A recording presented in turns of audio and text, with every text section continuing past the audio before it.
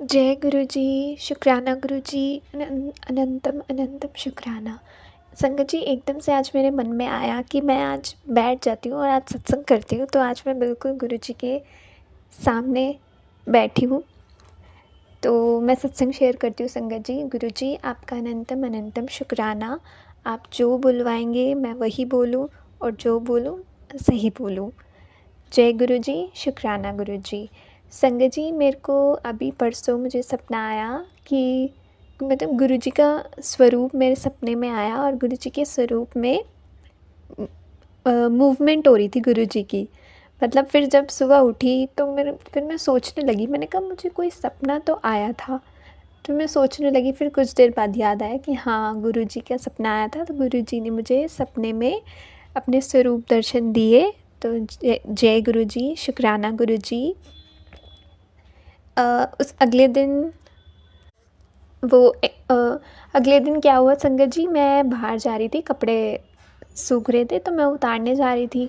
तो मैं सोच रही, बड़े दिन से बटरफ्लाई नहीं दिख रही है गुरु जी, ऐसी मन में बोलती थी। तो एक दो दिन बाद फिर से मैं बाहर गैलरी में गई, तो अचानक एक बटरफ्लाई आई, मतलब ग्रीन कलर की थी, बहुत सुंदर थी। तो अचानक बटरफ्लाई आई तो मैंने गुरु जी का शुक्राना किया। अनंतम अनंतम शुक्राना, हर पल हमारे साथ रहने का, हर पल हमें प्रोटेक्ट करने का। आप हमेशा हमारे साथ रहना, अंग संग सहाय रहना। अपनी कृपा दृष्टि सारी संगत पे बनाए रखना गुरुपा। और उसके बाद फिर मैं अगले दिन फिर मैं कपड़े तय कर रही थी। तो मैं बेड पे बैठी हुई थी, बेड पे बैठ के कपड़े तय कर रही थी। तो मैं जहाँ बैठी हुई थी ना, जिस रूम में बैठी थी, उस रूम में ना गैलरी है। तो गेट बंद था, गैलरी के दरवाज़ा बंद था।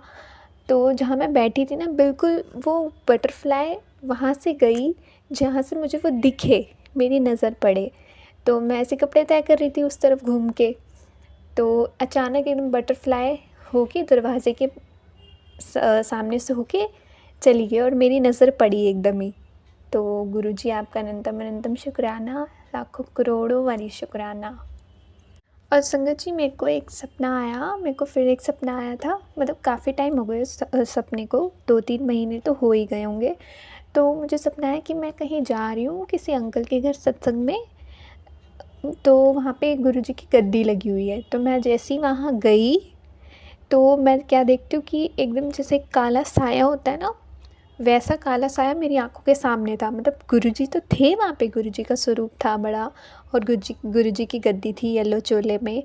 तो एकदम अचानक ना, जैसे काला साया आया हो। तो क्या हुआ, एकदम से मैं बैठ गई ज़मीन पे। तो मुझे ना अजीब सा अंदर से ऐसा होने लगा, जैसे मेरे हाथ पैर बहुत काँप रहे हों। जैसे ऐसा लगता है जैसे किसी ने हमारे ऊपर कोई ब्लैक मैजिक किया हो, ऐसे मेरे हाथ पैर इतने काँप रहे थे।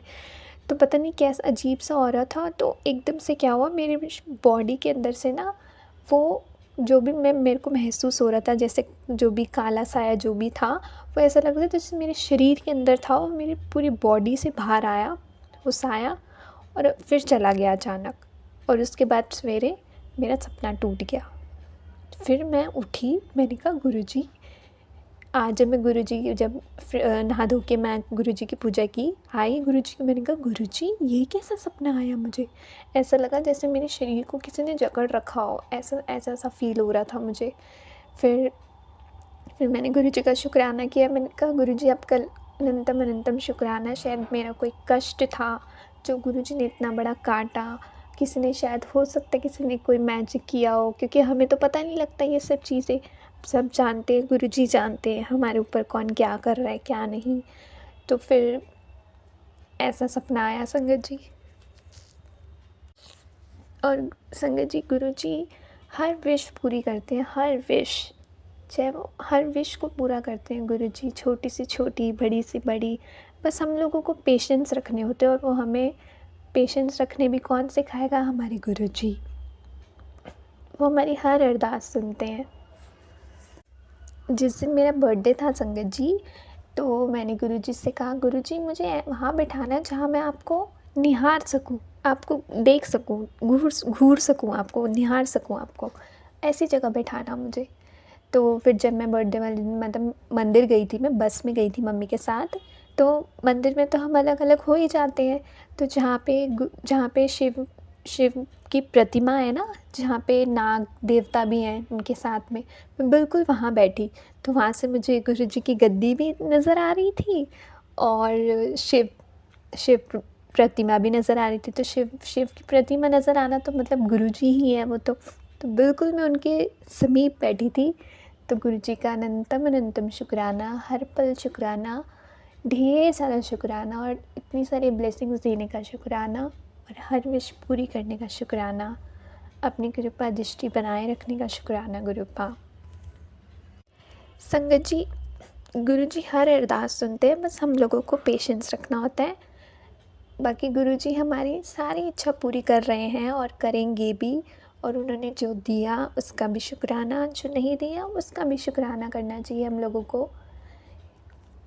क्योंकि कभी कभार जो हम चाहते हैं वो हमारे लिए अच्छा नहीं होता, लेकिन गुरुजी जानते हैं कि हमारा पास्ट, फ्यूचर, प्रेजेंट क्या है, हमें फ्यूचर में क्या कैसा होगा हमारा फ्यूचर, हम तो ये डिसाइड नहीं कर सकते, लेकिन गुरुजी हमारे लिए, हमारे बारे में सब कुछ जानते हैं, इसलिए हम सबको पेशेंस रखने चाहिए।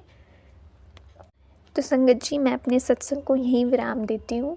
गुरुजी, आपका अनंतम अनंतम शुक्राना कि आपने आज मुझे सत्संग करने का मौका दिया। आज मेरे मन में ऐसा आया कि आज घर पे कोई भी नहीं था, बड़े पापा और दादी मंगला साहब गए हैं, तो मैंने सोचा आज मैं सत्संग ही कर लेती हूँ, क्योंकि काफ़ी महीने हो गए थे मुझे सत्संग नहीं किए हुए। तो मैंने कहा आज मैं गुरुजी के आगे बैठ ही जाती हूँ कि आज मुझे सत्संग कर लेती हूँ, चाहे छोटा सा ही सही, क्योंकि गुरुजी तो बोलते हैं चाहे तुम छोटा सा ही सत्संग करो लेकिन करो। गुरुजी को तो हमारा शुक्राना करना पसंद है, तो हमें शुक्राना तो गुरुजी का करना चाहिए, चाहे हम उन्हें कुछ भी नहीं दे सकते। वो तो हमें इतना कुछ देते हैं, इतना कुछ देते हैं कि हम उन्हें कुछ दे ही नहीं सकते, इसलिए हम उन्हें कम से कम उनका शुक्राना तो कर सकते हैं ना। तो इसलिए संगत जी, हम सबको गुरुजी का शुक्राना करना चाहिए, जो नहीं मिला उसका भी करना चाहिए और जो मिला उसका भी करना चाहिए। तो संगत जी, जय गुरुजी, शुक्राना गुरुजी।